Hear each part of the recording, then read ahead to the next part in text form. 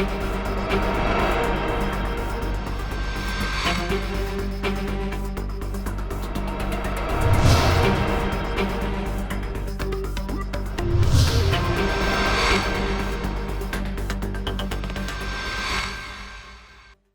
afternoon. This is the news this hour. I'm Adrian Ma. During the pandemic, many schools and universities were forced to move their classes online. And while virtual learning can be effective, health experts are sounding the alarm about a particularly worrying side effect of having too many remote classes. You've probably heard of Zoom fatigue and Zoom burnout, but have you heard of Zoom combustion? Well, that's what happened to one student on a fateful Friday in early April. Reporter Dan Westall has more. It was a normal day for fourth year journalism student Sidra Jaffrey. She got up, had a breakfast of oatmeal and orange juice, and logged onto her laptop. She had 3 Zoom classes that day, back to back, and this is what happened on her Fridays in the winter term. Everything was going fine until the end of the third class when Jaffrey felt a burning in her head. Her eyes began to water and she smelled smoke. Then, suddenly, she spontaneously combusted. My body just burst into flames.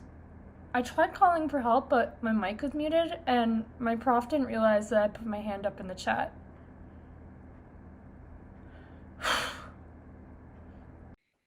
Luckily, her quick thinking roommate was nearby and doused her with a bottle of water.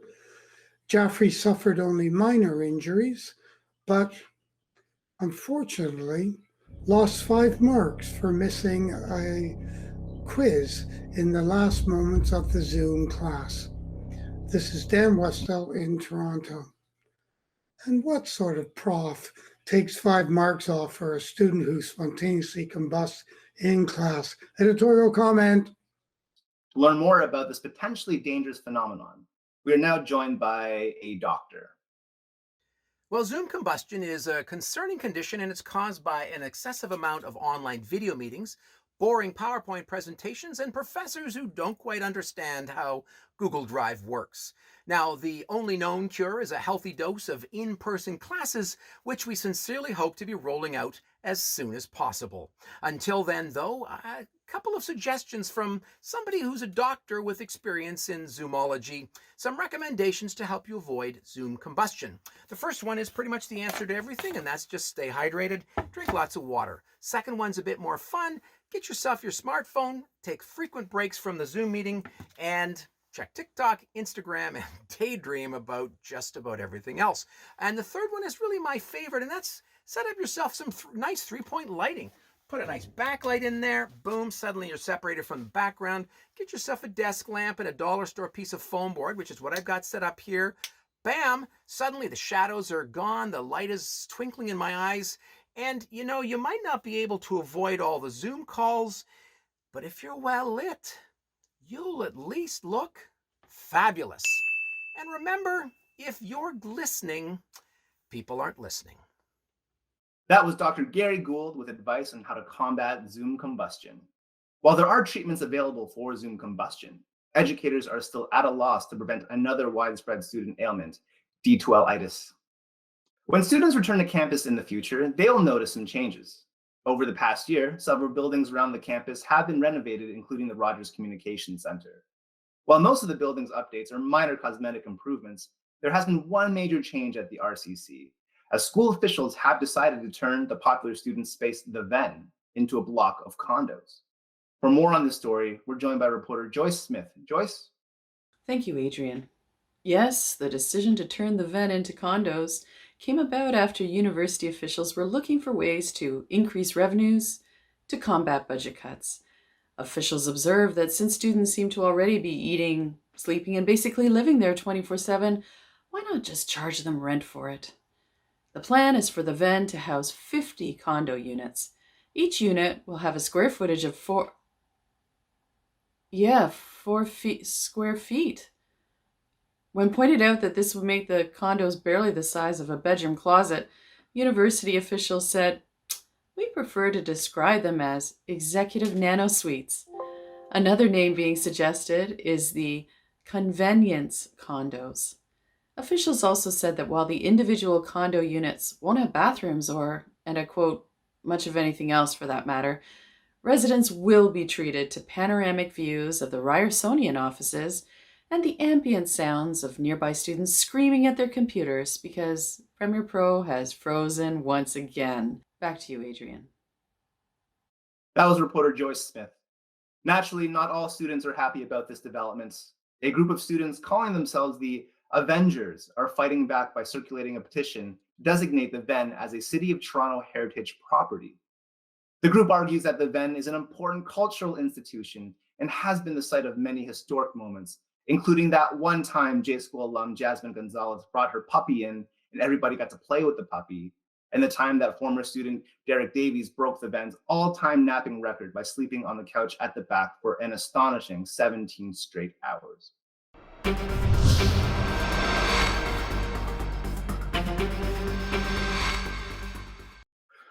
We have some breaking news. We have received multiple reports that a dinosaur has been running amok on campus. Community members living around the school have been sharing dramatic videos of the prehistoric animal, which is believed to be a Tyrannosaurus rex. We would like to warn viewers that the following footage might be disturbing. Right. If you see this message, I'm probably gonna be dead, but there's a Tyrannosaurus in the middle of the RCC. Please send help. If you see anything, please call the police. What the hell is that? Oh no, it's coming towards me. Oh no. Campus security warns people not to go near the carnivorous creature as it appears aggressive, hungry, and thoroughly annoyed by all the recent construction on Gould Street. Scientists are utterly baffled as to how this theropod, long thought to be extinct, has appeared in Toronto in the year 2021. But they also shrugged and said, "Meh, it's been that kind of year." For more on this remarkable story, we're joined now by our fantastic beasts and where to find them correspondent, Angela Misery. Angela, what can you tell us? Well, Adrian, the latest working theory is that deep beneath the surface of campus is a previously undiscovered lost world where dinosaurs have been able to survive for the past 65 million years. And now... Angela, I'm sorry to interrupt, but you seem to be stuck in a cat filter. Oh, shoot, really? What about now? I think I got it. What about now? Still no? This time I've got it. What about now? See me now? No. Angela, thanks. We'll check back in with you in an hour, and I'm sure everything will be just fine with the incredibly dangerous rampaging dinosaurs. Now to our feature story. A new group of undergraduate and master's students will be completing their journeys with us. For more on this incredible story, we're joined by reporter Marcia Barber. Marcia. Going to university is often thought of as a special and important time in someone's life. But due to the global pandemic, many of the most recent graduates haven't set foot on campus for more than a year. It's been a school year like no other, with virtual meetings instead of classes in the RCC, and the immense challenges of working and living through one of the biggest public health crises in history. But these graduates have made it through, maybe not in the way they envisioned, but they've demonstrated resilience and they've supported each other. And they've also continued to do incredible journalism and report on meaningful stories. Congratulations to everyone on all your hard work.